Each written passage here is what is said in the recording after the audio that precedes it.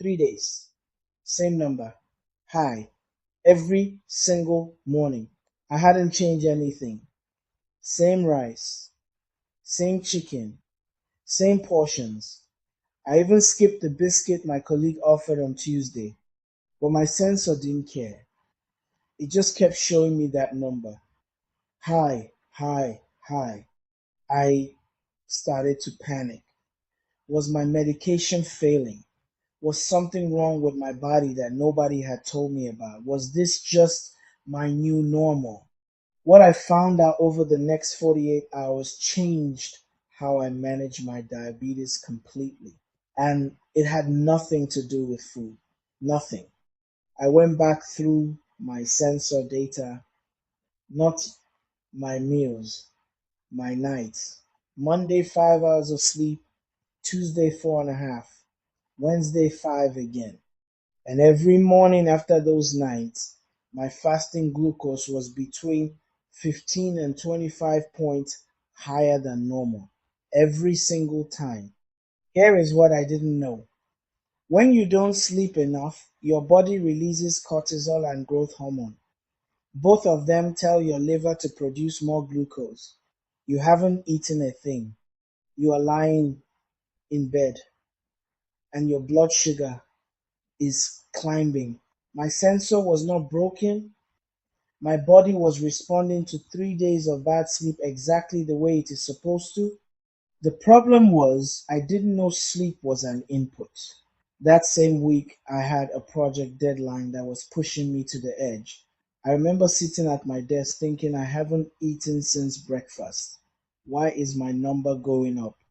Because stress does something most people with type 2 diabetes are never told about. When you are stressed, your body thinks you are in danger.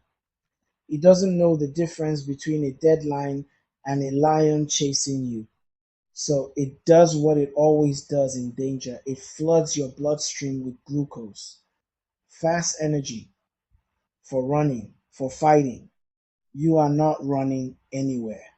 You are sitting at a desk. But your liver just dumped glucose into your blood anyway. My sensor showed me this in real time.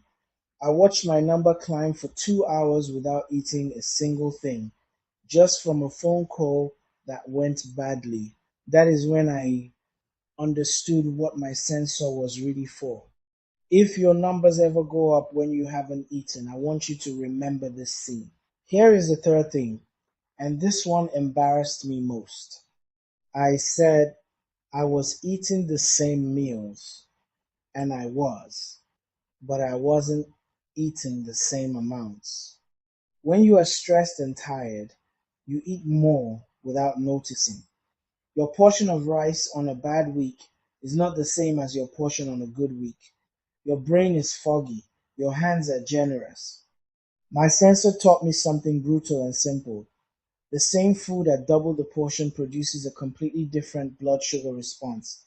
Not slightly different, completely different. I started measuring, not obsessively, just enough to see the pattern. And the pattern was obvious once I looked for it. Tired Ishmael eats more. More means higher numbers. It was never a mystery. I just wasn't looking at the right things.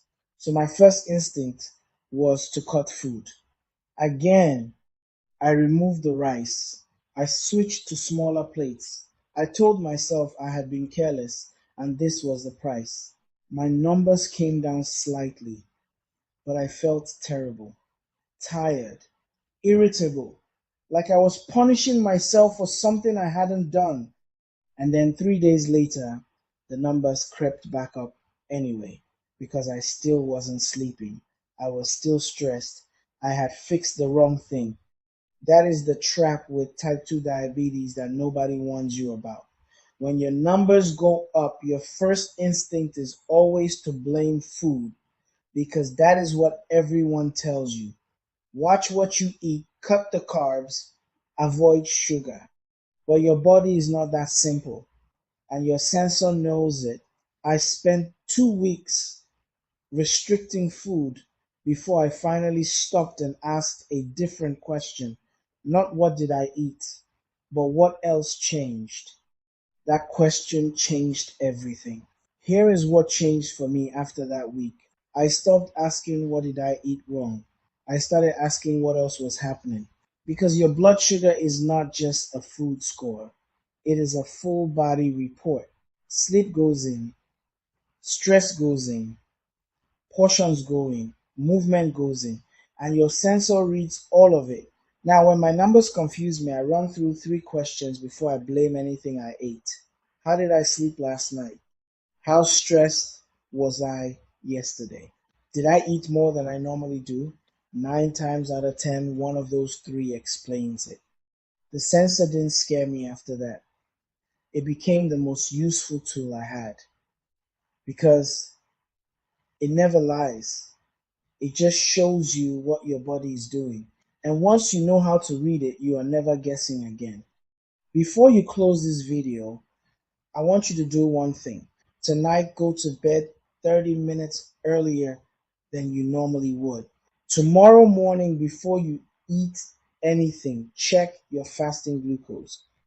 Write it down. Then next week, after a night where you slept badly, check it again. Compare those two numbers. That single experiment will show you more about your body than any article you have ever read because it is your data from your body on your sensor. That is what Read Your Sugar is about. Not rules someone else made. Your patterns, your numbers, your body. If this video helped you understand something your doctor never explained, subscribe because the next video is the one I have been building toward since video 1. It is about the day I stopped being afraid of my diagnosis and how I got there. Everything I know about reading your CGM and managing type 2 diabetes is in my book, Read Your Sugar. The link is in the description. It is written in plain English. No jargon, no lectures, just what I learned from my own sensor. Drop a comment below. Has your sensor ever shown you a high number that had nothing to do with food? Tell me what it was. I read every single one.